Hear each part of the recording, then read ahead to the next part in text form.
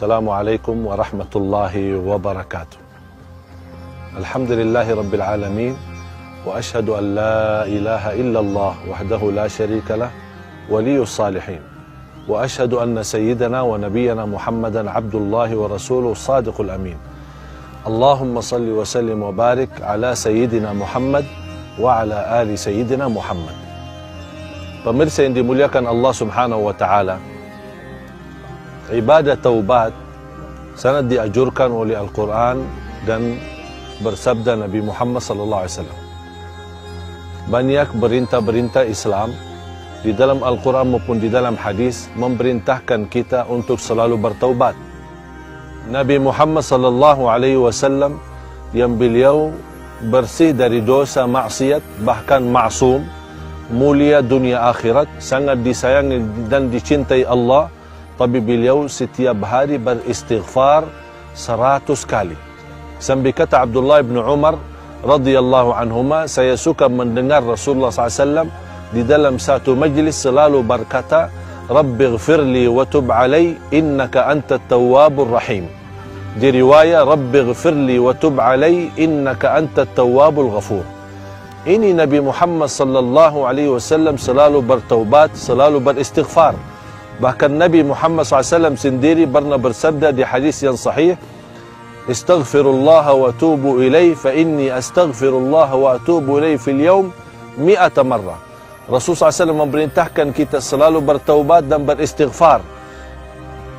Karena Rasul sendiri berkata, aku sendiri saja beristighfar dalam sehari 100 kali. Astaghfirullah wa atubu ilaih. Astaghfirullah alladhi la ilaha illa huwal hayyul qayyum wa atubu ilaih. Astaghfirullah al-azim alladhi la ilaha illa huwal hayyul qayyum wa atubu ilaih. Begitu Rasulullah SAW beristighfar. Ketika terbawa kata taubat, walaupun taubat dianjurkan setiap waktu dan setiap saat, tapi fantasnya kita bertaubat di bulan suci Ramadan. Bulan suci Ramadan kesempatan kita membuka halaman baru sama Allah Subhanahu wa taala. Artinya kalau tidak berkenan taubat di bulan suci Ramadan, kira-kira kapan taubat lagi? Kesempatan dapat ampunan Allah Subhanahu wa taala. Ya ayyuhalladzina amanu tubu ila Allahi taubatan nasuha. Allah Subhanahu wa taala mengajak kita, ayo bertaubat taubatan nasuha. Kalau memang ingin segala dosanya diampuni, bukan ternyata diampuni saja, tapi segala dosa itu dirubah menjadi kebaikan. Ini semua keberkahan taubatan nasuha, apalagi di bulan suci Ramadan. Kita sebagai manusia punya perasaan. Biasa kalau ada orang yang menyakiti perasaan kita, menyakiti hati kita, menzalimi kita, bersalah atau memfitnahi kita, itu hal wajar. Kita berada di dunia, bukan di surga. Kalau ada orang yang berkeinginan hidup damai, hidup tenang hati, tenang fikiran, tidak akan merasa dinyakiti, itu hanya di surga. Oleh karena itu, mestinya kita belajar bagaimana menjadi manusia ikhlas, selalu memaafkan, selalu meminta maaf sama orang lain. Apalagi di bulan suci Ramadan. Memang saling meminta maaf bukan harusnya saja di Ramadan, tapi setiap waktu dan setiap saat kita semestinya senantiasa meminta maaf dan saling memaafkan. Kesempatan jamaah sekalian, bukan hanya kita taubat sama Allah Subhanahu wa taala, tapi salah satu kita bertaubat, kita memaafkan semua orang. Kita buka halaman baru sama Allah, halaman baru sama manusia. Jangan sampai kita membuka halaman baru, tapi halaman lama masih terbuka. Tutuplah. Jadi semua yang terjadi menjadi cerita lalu.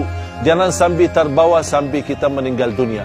Kesempatan sucikan hati kita, kesempatan untuk memohon ampun kepada Allah Subhanahu wa taala, karena Allah paling senang kepada seorang hamba yang selalu memaafkan, selalu hatinya bersih terhadap semua orang, apalagi terhadap orang yang memang menzalimi kita.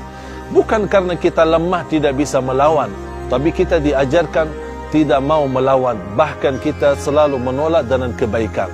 Sebagaimana Allah Subhanahu wa taala mengajarkan kita, idfa' billati hiya ahsan fa idzal ladzi bainaka wa bainahu adawatun ka'annahu waliyyun hamim. Kata Allah Subhanahu wa taala, siapapun musuh kita, Toladanan kebaikan, toladanan akhlak yang baik, dengan kesabaran, dengan keikhlasan. Apalagi di bulan suci Ramadan. Memang bulan suci Ramadan lomba-lomba untuk menjaga kebaikan, lomba-lomba untuk membersihkan hati, lomba-lomba untuk memaafkan.